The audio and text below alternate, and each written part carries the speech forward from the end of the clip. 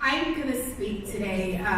They said to come up with women who inspire you. And of course, for those of you who know me, grandma, mom, and I have to sum it up all in about 8 minutes. So I'm going to tell you the story of my grandmother and mother, and I think a lot of us will relate to this. My grandmother, Maud Enid Coley, took a boat. 18 days sailed from Jamaica to England. She left behind 4 children to be greeted by a sign on the door that read, "No dogs, no cats, and no blacks." Whenever I feel scared, I conjure up Grandma in my mind. I come from a woman who sailed across the world 18 days. I can have no fear. Yet I'm often scared. Scared of failure, scared of being too much, scared of not being enough, scared of speaking up, scared of being silent, scared of loving too much, scared of looking fat in my jeans, scared that I am becoming my mother. My mother, she drives a 14-wheeler truck from Toronto to Florida. She cannot afford movers. So she decides she is capable to drive this on her own. She needs to move, she needs to leave. 2 states in, she suffers a panic attack and has to pull over. She is hunched over at the side of the highway, panicked, she is overwhelmed. This is too much. But when she sees her daughter's face pressed against the truck window watching her, she climbs back into the truck and begins to drive. Drive slowly and determined across 6 states. I often think of my mother in her panic whenever I feel fearful. I conjure up my mother in my mind. I come from a woman who drove a 14-wheeler across 6 states.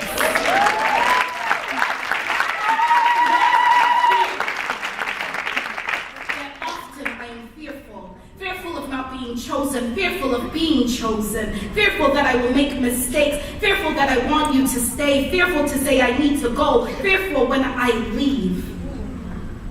My grandmother leaves us at night. 6 nights a week she cleans the London trains. She works for London Transport. She works 12 hours a night. She is proud of her good government jobs. She has a uniform, a blue shirt and black pants. Every time I hear the term blue-collared worker, I think of my grandma.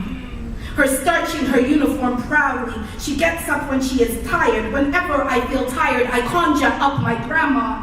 Weary, tired, and still getting up. I cannot be tired, yet I'm often tired.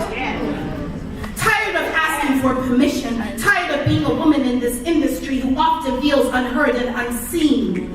Tired of going to another diversity conference and nothing much changes.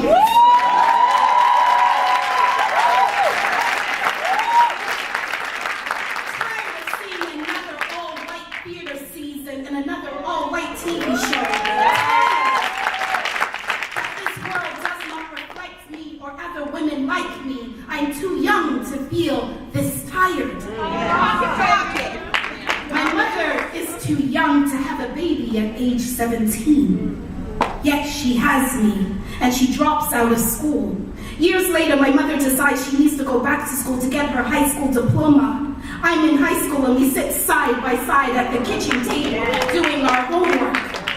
She is determined, she is hopeful that this piece of paper will change the trajectory of her life. Whenever I feel defeated or homeless or hopeless, I conjure up my mother sitting at the table, biting softly on her left side of her lip, trying to understand fractions while studying maps of Canada. I cannot feel defeated. I come from a woman who memorizes high school geography while trying to raise a family on her own. But often I feel defeated.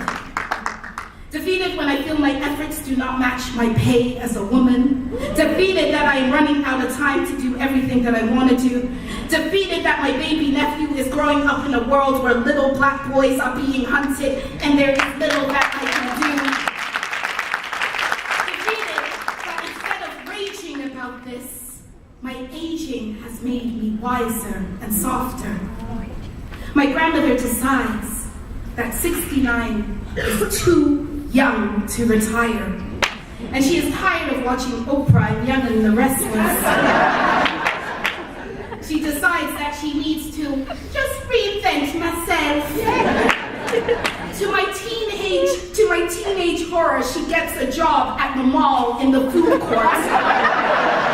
My favorite hangout spots. My grandmother loves her job. She has another blue and white uniform, and she is happy wiping tables, putting away trays. She is popular. She is chatty. She talks to everyone. She greets everyone by name. She holds court in the food court. People tell her she's a storyteller, a comedian. They tell her she is a natural, and she tells them she always wanted to be a comedian, an actor, or a singer, but life got in the way. Often when I go on stage to speak, perform, talk, I conjure up my grandmother holding court in the food court. I greet my audience by name. I tell dramatic stories about my life. I'm a crowd pleaser, I'm an actress, a writer, a comedian, a performer. Nothing can get in my way. At my best and at my worst, I'm a deadly combination of these two women. I'm stubborn like them, argumentative, bold, bossy, hot-tempered, self-absorbed. I'm proud, hate to admit that I'm wrong. I take up so much space. I believe that the world needs to see me. Yet I am highly sensitive, tender-hearted. Secretly, I wear my heart on my sleeve. I often cry alone. My grandmother dies June 17th, 2014. The last time we share space, she is dying. She is raging because she is dying. We are raging and we are angry, and she thinks that I have not done enough for her. And I think that I have done too much, so she rages with me. I am tired and depleted. She yells that she does not know how I became this woman that I am. So selfish, so self-absorbed, so ambitious, no time for her. We are two women, too much the same and yet so different. We are scared, and we know that we are running out of time. And I know that I'm not ready to say goodbye because I'm still scared, and I need her. I wish to say I love you, but I can't. I wish for her to say I love you, but she can't. So instead I go home and I leave her not knowing this is the last time. And I do what I do best. I write about my rage. I write about her rage. Yet I know to heal I cannot sit in that rage. I cannot sit in my guilt. So I hold on to my most precious memory of my grandmother. My favorite life lessons from her. My favorite memory. We are at an award show, something very similar like this. We are at an award show called the Vagina Warrior Award Show. I am getting an award. My grandmother is very proud, and she's sitting right there in the front row like she usually sits. And she is overdressed for the occasion. Quite overdressed. She is sitting with this big brimmed hat, white gloves, and a sequin dress, and red heels. Grandma says, I know I look fabulous. And she is proud, she is beaming. Later she tells her friends, oh, it was quite an event, all the white people. My grandmother usually deems the success of an event by how many white people are in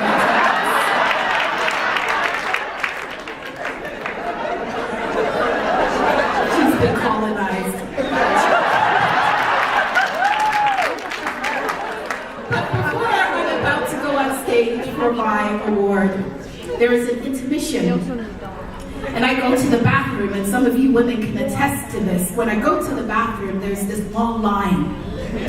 The female bathroom, there's a long line. There's at least 50 women ahead of me, and I am waiting in line patiently. And as I am waiting, the bells ring to tell you that intermission is over, and there's still about 50 women ahead of me. And I think I hear my name. I quite clearly remember my name. I hear, "Trey, where are you?" And I see my grandmother in her wide brim hat, parting the crowd. And she says, "What is taking you so long? You're going to miss your award?" And I said, "Grandma, I'm waiting for the bathroom." And she said, "What about that bathroom over there? Why don't you use that bathroom?" And she points at the men's bathroom. And I said, "Grandma, I can't." I said, "That's the men's bathroom." And she grabs my hand and she walks me over and she says, "Look at this." She said, "There is a small little white man on the door, a sign that tells you that you cannot go in. A sign." When I went to England, there was a sign that said, "No dogs, no cats, no blacks," and I still walk through.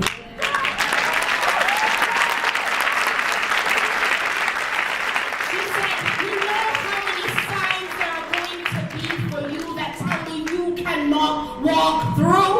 You know how many signs on the door they're going to say you cannot go through? Never ask permission to piss."